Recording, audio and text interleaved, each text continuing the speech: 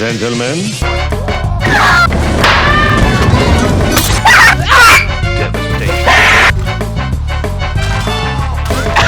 Hamish! Oh! He has no idea. Look, we're talking about swimming. You like jazz? The missile knows where it is.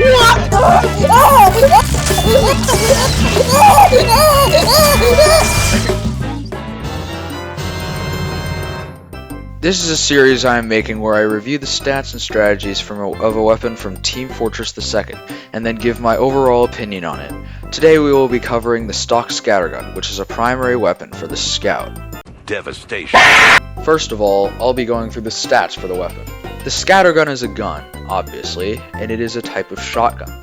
The weapon fires 10 pellets, with each pellet that hits the target dealing 6 damage. The Scattergun has a clip size of 6 and has 32 extra reserve ammo. The attack interval between shots is about 0.625 seconds, and it takes 0.7 seconds to reload the first shell, but then 0.5 seconds for all subsequent shells. What makes the Scattergun different from all other shotguns in the game is that it has an increased max damage ramp-up of 175%, rather than just 150%. This means that at close range, the Scattergun will do much more damage than normal, dealing a maximum of a whopping 105 damage. The high damage output of the Scattergun makes it a perfect weapon for the class it was placed on, the Scout, being able to quickly come behind enemies and quickly finish them off. Commonly while playing this weapon, and most of the Scout primaries for that matter, you'd want to go for what is called a meat shot. A meat shot refers to when you are able to hit a majority of your bullets on a shotgun type weapon from up close, dealing huge amounts of damage. And with the Scattergun's maximum of 105 damage, you could kill every class but heavy in 2 shots. But due to the nature of opposing players' movement and random bullet spread, you wouldn't always be hitting that meaty 105 damage, so usually another shot is necessary to kill the soldiers of 200 health.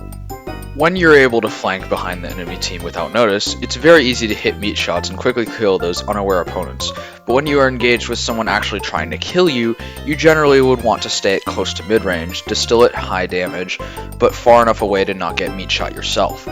Try to use the Scout's double jump and superior speed to evade bullets and projectiles while firing your own high damage back at them.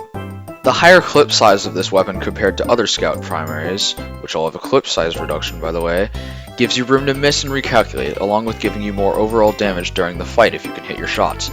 My most general advice for using the Scattergun is to try not to overextend.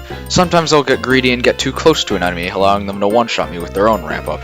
Also, don't try to flick your aim, this isn't Splatoon, and just tracking your opponent's movements and waiting for the correct moment to shoot works just fine.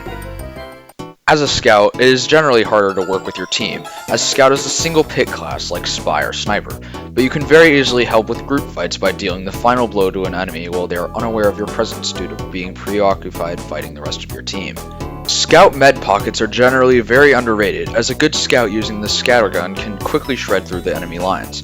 Due to the higher clip size of the weapon, a stock Ubercharger Kritzkrieg can easily give you a plentiful wipe of the backline, while the enemy team can't do jack shit about it. Then again, to get that crits you actually have to hit your shots first, and that is generally quite the difficult task. While using any kind of TF2 primary weapon, you'd want to choose a secondary and melee that complements it, and Scout has no shortage of options for that. Having trouble fighting off enemies at longer ranges? Use the pistol to extend that and finish off low health opponents while they are at low health. Oh my god, that sounds so fucking stupid. You can use the Pretty Boy's pocket pistol to gain some extra health and survivability during a fight, or the Winger to do a little bit more damage to them along with extra height to dodge shots. You can also equip the aforementioned Winger to cross gaps and get to higher vantage points much easier. Using the Scout's non-milk substance can allow you to heal you off your lost HP on opponents you are fighting while you hit them with constant high damage pellet shots. The Cleaver can be used in the same way, but instead initiating fights where you already have dealt half the enemy's max HP, and can easily finish them off with a quick meat shot. The Critical can make it so that your max damage meat shots can now kill a light class in just one hit, along with enhancing mid-range damage output due to mini-crits not taking damage fall off into account. However, your dodging game must be on point, because you'll be taking mini-crits from your enemies as well. You can really choose any melee you want with Scout to assist you, whether that be more bleed damage from the Rap Assassin or extra jumps for vantage by using the Atomizer. You can use the candy cane to give you a literal reward when you kill someone. It's especially useful when fighting pyros so that you don't burn to death after you kill them.